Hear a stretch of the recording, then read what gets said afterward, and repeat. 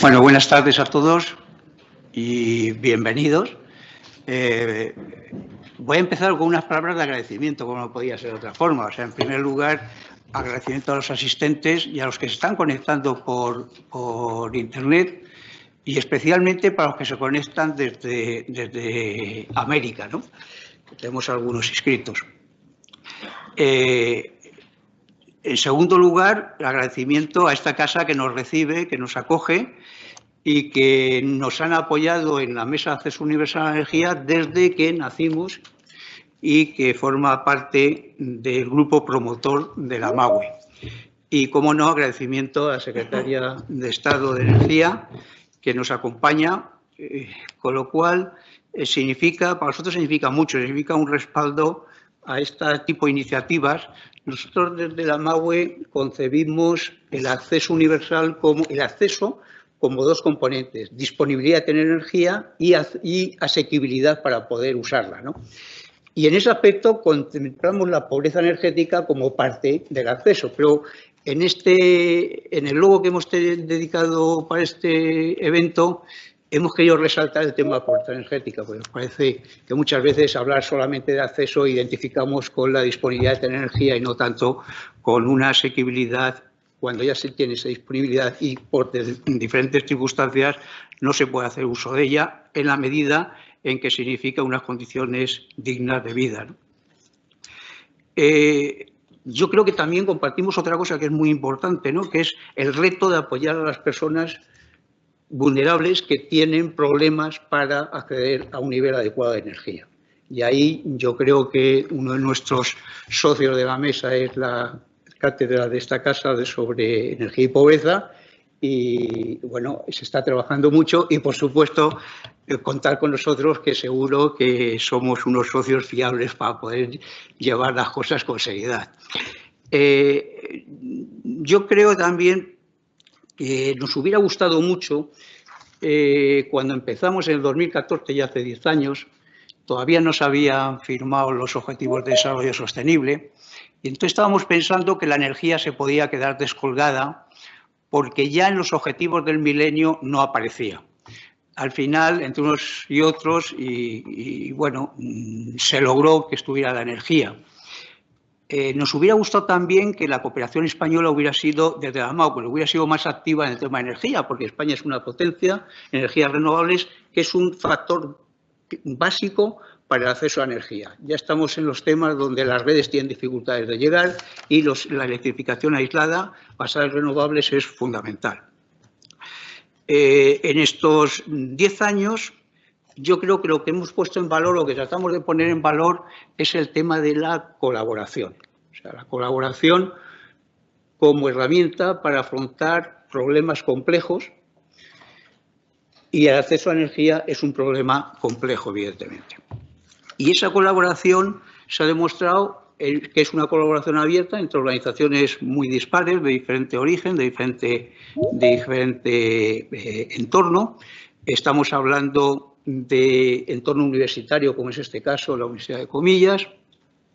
Estamos hablando de entorno empresarial, como es el caso de la Fundación Acciona, de Trama Tecnoambiental, de Guaya Energy, que es un spin-off también de esta casa dedicada al tema de acceso a energía, de un entorno de ONGs, como es el caso de Energía Sin Frontera, de Luces Nuevas, y también en un entorno profesional, como es el caso de la Fundación de Ingenieros de ICAI para el Desarrollo.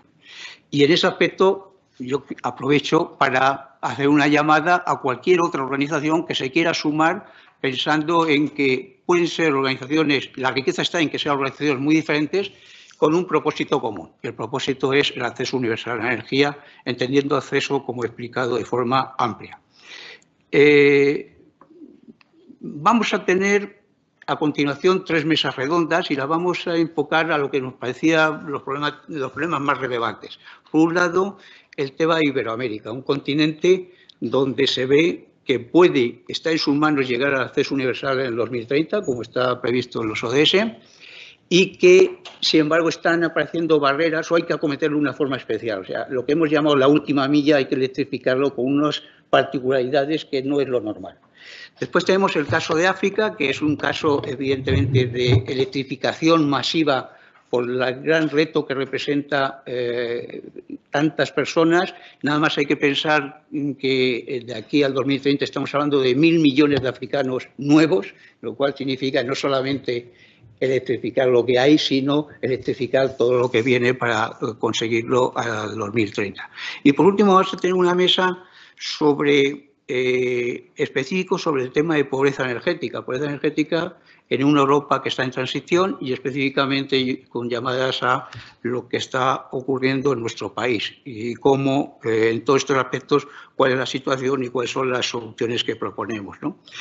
Yo espero que salgamos hoy de aquí con un mayor conocimiento sobre estos temas, pero sobre todo con un mayor nivel de compromiso, que es lo que creo que ayuda a cambiar la situación.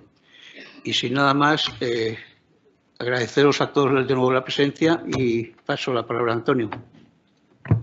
Muchas gracias, Julio. Bueno, yo quiero aprovechar para daros a todos la bienvenida a este acto de conmemoración del 10º aniversario de la Mesa de Acceso Universal a la Energía. Y para nosotros, para la Escuela, la verdad es que es un placer y un orgullo poder albergar este evento.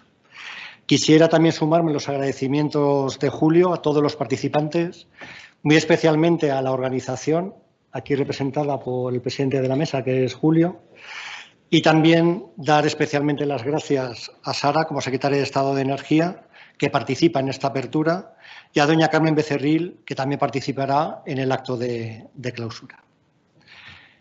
Desde la fundación del ICAI en 1908, la verdad es que la energía ha sido siempre una de las áreas de actividad prioritarias, tanto en docencia como en investigación y transferencia. Nuestra escuela ha formado a muchos de los profesionales, a muchos de los ingenieros que trabajan hoy en el sector de la energía. Y nuestro Instituto de Investigación Tecnológica, que fue fundado precisamente hace 40 años en estas fechas por nuestro compañero Ignacio Pérez Arriaga, que está aquí presente, ha realizado importantes contribuciones tecnológicas, regulatorias y científicas en este sector.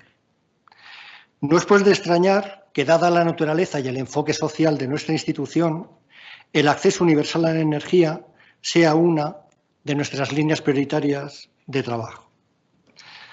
Además de ser miembros fundadores de esta Mesa de Acceso Universal a la Energía y de los trabajos que desarrollamos en el IIT en este campo, contamos con una cátedra, como ya ha comentado Julio, de energía y pobreza, que está patrocinada por empresas e instituciones como la Fundación Naturgy, Endesa o EDP, y en la que colaboran distintos agentes sociales.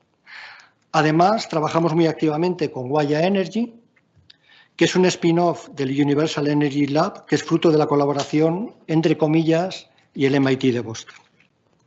Por todo ello, compartimos plenamente el objetivo de este acto, que es avanzar en la colaboración por el acceso universal a la energía y contra la pobreza energética.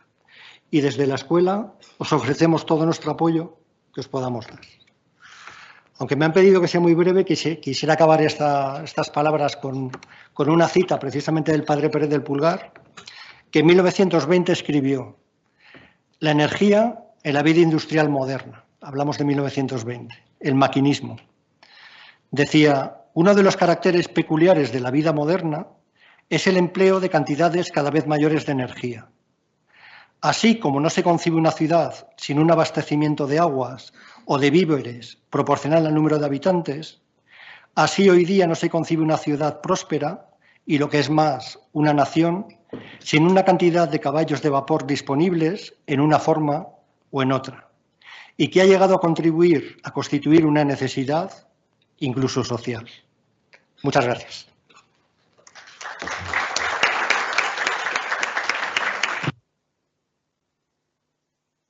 Bueno, pues muchísimas gracias. Tengo que agradecer especialmente a Julio, que fue el que me llamó y me dijo que ibais a celebrar este 10º aniversario de la Mesa de Acceso Universal a la Energía. Muchísimas gracias por invitarme. Es verdad que siempre es complicado encontrar espacio y tiempo en una transición energética que está acelerándose evidentemente en el mundo y también en España, pero creo que eventos como estos son esenciales y que desde luego podéis contar con el apoyo también del Ministerio. Por supuesto, muchísimas gracias, Antonio, por invitarme a vuestra casa y por toda la actividad que tenéis de apoyo constante también con distintas cátedras y apoyo con personal también de aquí de la escuela a este acceso universal de la energía. Veo muchas caras conocidas, que os quiero saludar a todos los que estáis aquí en presencial y los que nos seguís en remoto, por supuesto, pero en una sala como esta y en un ambiente, un entorno como este, también académico, no puedo evitar empezar hablando de una persona que se ha ido hace muy poquito, falleció la pasada madrugada, el anterior secretario de Estado de Energía, compañero José Domínguez Abascal. Seguro que muchos de vosotros llegasteis a conocerle, una persona extraordinaria en lo profesional, en el mundo académico, universitario, en investigación, también desde el punto de vista empresarial. Creo que es bueno, ¿no? De lo académico a lo empresarial tenía esa visión. Y además, por supuesto, también en el servicio público, ¿no? Sembró muchísimo esta transición energética que estamos aplicando aquí en España y también a nivel europeo. Pero sobre todo, si quiero destacar algo de mi compañero Pepón para todos los que lo conocíamos, es su faceta personal. Una extraordinaria persona, cercana, una empatía, yo diría, sin igual. Con lo cual, permitidme que mis primeras palabras sean para él y para dar el pésame a todos sus seres queridos y a su familia. Decía que es un placer acompañaros, sobre todo porque, bueno, habláis de un tema fundamental, sistémico, importante. Yo creo que todos y cada uno de los continentes, acceso a la energía, energía asequible, energía no contaminante. Yo creo que también ponerle ese apellido es fundamental, pero habéis elegido un día que yo creo que también es importante. Hoy es día 5 de junio y es el Día Mundial del Medio Ambiente. Y creo que cuando hablamos de energía, hablamos también de medio ambiente. Energía y medio ambiente siempre, yo por lo menos lo he percibido como las dos caras de la misma moneda, y para conseguir ese gran reto, lucha contra el cambio climático y muchos otros, contaminación, la atmosférica, contaminación en los ecosistemas, pérdida de especies, tantas y tantas cosas, tienen mucho que ver con qué hacemos en el mundo de la energía. Pero además, cuando hablamos de lucha contra la pobreza o acceso a la energía, es hablar de agenda de desarrollo y agenda energética. Efectivamente, Julio, estoy completamente de acuerdo que la energía tiene un carácter sistémico, tiene que ver con el bienestar, tiene que ver con la salud de las personas, con el acceso al agua, tiene que ver con la climatización, con la refrigeración, con los alimentos, con el acceso a algo tan fundamental como la preparación de los alimentos. Ha habido varias conferencias sobre clean cooking recientemente a nivel internacional. Y esa falta de acceso a la energía es una barrera a ese desarrollo socioeconómico, que además también comparto esa reflexión que me habéis hecho antes, que hemos podido tener unas palabras.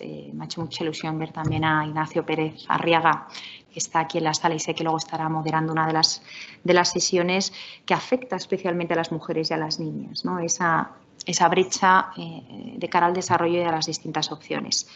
Creo que la transición energética solo es posible si es justa, si es inclusiva y si lo hacemos de la mano de una agenda verde, que siempre la percibo como un catalizador de la reducción de las desigualdades, también la que tiene que ver con acceso precisamente a la energía. Y has comentado algo que me gusta mucho del título de la jornada de hoy, la palabra colaboración. Yo creo que si hay una palabra que tendríamos que poner en mayúsculas es la palabra colaboración. Y los últimos años, también he podido compartir con vosotros antes, han sido extraordinariamente complicados a nivel mundial, pero aquí también en España y en Europa, relacionados con una pandemia, relacionados también con una crisis energética.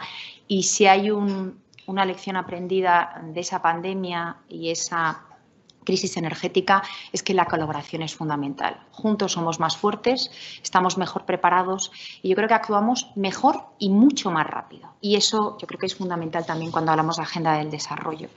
Hablar del Día Mundial del Medio Ambiente es hablar, como decía, de cambio climático. Hablar de cambio climático es ese gran reto que creo que se tiene que afrontar desde también la transición energética. Y si hablar de acceso a la energía, incluso hablar de pobreza energética, por supuesto, tiene que ver con cómo aceleramos esa transición, y lo hacemos bien, y lo hacemos también con ese despliegue de las renovables. ¿Y por qué quiero hablar de renovables? No solo porque sea parte de la cartera de este Ministerio y de esta Secretaría de Estado, sino porque creo que es la forma más barata de producir energía, es una forma de generar energía distribuida y de forma local, permite adaptar a las distintas necesidades de los entornos rurales, permite reducir la contaminación, mejorar la salud, reducir la dependencia, hacernos menos vulnerables, permite ahorro, permite seguridad y, por lo tanto, yo creo que hablar de acceso a la energía también tiene mucho que ver con hablar de energías renovables, entornos regulatorios, planificación, todas esas herramientas que entiendo que desde esta mesa estáis difundiendo, propagando, implementando y compartiendo buenas prácticas. Creo que los datos son bien conocidos, 760 millones de personas carecen de electricidad, ese es el informe que se publicó el año pasado con muchas organizaciones internacionales, no solo relacionadas con el mundo energético, sino con el mundo de la financiación, instituciones financieras y también desde el mundo de la salud, la Organización Mundial de la Salud. En ese informe hablan de algo muy importante. Yo creo que el 90% de la población tiene acceso a electricidad y esto es un gran avance, pero es verdad que la pandemia y es verdad que la crisis energética está frenando ese avance y tenemos que intentar a ver de qué manera entre todos podemos revertirlo. Yo creo que no se puede lastrar este avance. Creo que existen grandes diferencias entre las distintas regiones. Hoy seguro que las tres mesas, Iberoamérica, África y Europa, como bien decía Julio, son situaciones completamente distintas, ¿no? Las necesidades son distintas y nuestros hermanos, yo digo hermanos vecinos como son los africanos y también hermanos por esos lazos culturales que es Iberoamérica, tenemos que reforzarlos, ¿no? Desde Europa y evidentemente también desde España. Me llevo muchos mensajes como España también puede ser mucho más activa en esa cooperación. Entiendo que no solo desde el mundo de qué manera buscamos esos recursos, sino las buenas experiencias y la colaboración de las distintas instituciones. Me decía Ignacio Pérez Arriaga, ¿no? La importancia de esa regulación, cómo podemos acelerarla o de qué forma podemos construir esa regulación lo antes posible para que llegue también a África. Y es verdad que hay que pensar en otra dimensión. 1.000 millones más de africanos en tan poco espacio de tiempo. Tenemos que aprovechar esa agenda de desarrollo y tender esos lazos lo antes posible. África subsahariana yo creo que concentra o es la región con mayor pobreza energética y menos acceso a la electricidad, el 80% de la población sin electricidad. Hablamos de los datos que pude escuchar en esa conferencia que hubo en París hace tan solo 2 semanas sobre Clean Cooking. Hablaban de 1.000 millones de personas que dependen de fuentes tradicionales para cocinar. Y parece algo como, bueno, cocinar no tiene ninguna importancia, tiene mucha. Obstaculiza el desarrollo socioeconómico, pero sobre todo yo hablaría de los problemas que generan de salud, especialmente vuelve a recaer sobre las mujeres y las niñas, ¿no? Hay mucho trabajo por hacer, en África especialmente, pero yo creo que a nivel global esto no debería ocurrir en el corto plazo. Además, es un país que tiene un gran potencial. Evidentemente tiene un gran potencial renovable y hay que hacerlo aflorar. Insisto, con regulación, con inversiones, con colaboración público-privada y con planes estratégicos multimillonarios, porque es lo que necesita África en este momento. Si hablamos de Iberoamérica, pues creo que es verdad, lo decías Julio, vamos a decir que la brecha de acceso a la energía cada vez es más pequeña, forma parte de esa reducción, hasta el 90% tienen acceso a la electricidad, pero hay casuísticas o, como dices, cuanto más vas cerrando la brecha, los problemas quizás requieren muchísimo más tiempo, más dedicación para conseguir encontrar esas soluciones, ¿no? Además, yo creo que la brecha en Iberoamérica tiene mucho que ver con la intensidad energética, sigue siendo una gran barrera, no mejoran en intensidad energética, en descarbonización de muchos sectores productivos y ahí yo creo que también hay mucho para hacer. Y si nos vamos a Europa, pues no podemos olvidarnos que aquí efectivamente sigue habiendo un problema de pobreza energética, tenemos que hacer una energía muchísimo más asequible, y yo creo que parte de la regulación y del paquete Fit for 55 o la reforma de mercado, que es un paso, yo creo, de gigante. Solo el hablar en Europa de reforma de mercado os puedo asegurar que es un paso de gigante. Ha sido extraordinariamente complicado el abrir ese debate en Europa y que al final otros se sumaran, pero eso tiene que ver con hacer una energía o conseguir que la energía sea mucho más asequible, que sea justa, que sea inclusiva, que protejamos especialmente a los colectivos más vulnerables y más expuestos, que pensemos en esa eficiencia energética en nuestras viviendas, en una movilidad también más acompasada a nuestro tiempo y que, en definitiva, mejore el bienestar de todos los ciudadanos, protegiendo de forma singular a los más vulnerables. Cuando hablamos de transición, lo que hemos intentado también siempre desde el Gobierno es pensar en todas las dimensiones. Yo creo que la dimensión tecnológica, que conocemos muchísimas tecnologías que han madurado de una forma exponencial en los últimos años, pero también la dimensión económica que se necesita para, en volumen de inversiones y en tejido productivo industrial para conseguir que esto ocurra, o, por ejemplo, la dimensión social y la ambiental. Yo creo que estas 4 grandes dimensiones tienen que verse a la vez, de forma transversal, para conseguir que esa transición sea la más adecuada y cuente también con esa reducción de las brechas tanto en el acceso como en la pobreza energética. Creo que cooperación y colaboración no hablamos solo de gobiernos o del mundo académico tan importante, ¿no? Esa base fundamental. Yo siempre hablo de mi querido IPCC, ese grupo de expertos de cambio climático que abordan de forma sistémica todos los sectores productivos y de qué manera se tienen que emprender medidas de planificación y regulatorias, sino que creo que también hay que movilizar al sector privado. Aquí también estáis parte del sector privado representado, veo también muchas caras conocidas y creo que la movilización de recursos es fundamental. Y ese multilateralismo yo pondría un acento en algo que ha pasado recientemente, que es la última COP, la COP28, que seguro que habéis recibido muchísimas noticias de esa COP. En esa COP se ha conseguido algo histórico, que yo creo que es importante también para la materia que vais a hablar aquí. Es el principio del fin de los combustibles fósiles, que en Naciones Unidas se consigue un acuerdo hablando de el fin de los combustibles fósiles. Es algo extraordinario, extraordinariamente complicado y se consiguió. Pero además se ha puesto muchísimo énfasis en el papel de la energía, como decía yo, sistémico, en triplicar las renovables, en duplicar la eficiencia energética de aquí al año 2020, en de qué manera también, por ejemplo, incluimos dentro de la agenda de la COP, la próxima que será en Bakú, en la COP29, agendas como la del clean cooking, es decir, cómo conseguimos el acceso a un sistema de cocina limpio y que consigue que esos problemas y esas distorsiones que están ocurriendo, especialmente en África, no ocurran. Pues ya va a formar parte de la agenda de la próxima COP. Una agenda de solidaridad con un fondo de pérdidas y daños, porque además el cambio climático no solo afecta a todo el planeta en su conjunto, sino que especialmente afecta a las zonas más vulnerables y se ha creado un fondo. Yo creo que eso es muy importante, acompañar con ese fondo y multitud de, yo digo, iniciativas a nivel internacional que están aflorando. El año pasado fue el 50 aniversario de OLADE, yo creo que lo conocéis perfectamente,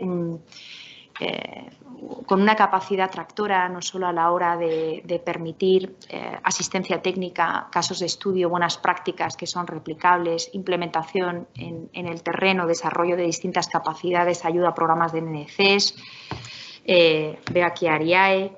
Yo creo que entre todos tendremos que ser capaces de conseguir que esa transformación llegue lo antes posible y que esas grandes brechas asociadas con el acceso a la energía, ese objetivo que tenemos para el 2030, sea posible, especialmente en África, que es donde entendemos que la brecha es muchísimo mayor. A nivel europeo sabéis y conocéis que el año pasado también tuvimos la suerte de tener una cumbre, EU-CELAC, con nuestros compañeros de Iberoamérica para avanzar en la agenda, como uno de los grandes objetivos, avanzar en la Agenda 2030, en todos ellos, en todos y cada uno de los objetivos, avanzar en la transición energética en términos de energías renovables y en eficiencia energética y en inversión pública o privada. Yo creo que esto es relevante, tenemos que seguir trabajando, pero un ejemplo muy claro es el Global Gateway, que la Comisión ha lanzado esa estrategia con 300.000 millones de euros, de los cuales al menos 150.000 son para África y el resto para el resto de las regiones del continente. Tenemos que maximizar esos recursos y hacer posible que apalanque también recursos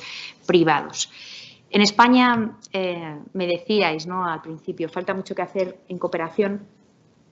Tenemos que seguir trabajando. Yo creo que la agencia, la ECID, sigue trabajando. Yo recuerdo la creación en su día, y veo aquí a caras muy conocidas como Sofía, que ahora no sé dónde está sentada, que trabajaba en su día también en ello, la creación del Centro de Energías Renovables y Eficiencia Energética, ¿no?, el ECRE. Bueno, pues de aquellas ha pasado mucho tiempo y yo creo que tenemos que seguir evolucionando, ¿no?, y seguir participando de alguien tan cercano y tan vecino como África, y también de alguien tan cercano y tan vecino como Latinoamérica, en esos lazos que hemos construido Iberoamérica en tanto tiempo. Y a nivel europeo, insisto, nosotros vamos a seguir trabajando en esa agenda de transición energética que está basada en esos planes a 2030 y también a 2050. Yo creo que hay que tener visión a largo plazo para anticiparnos.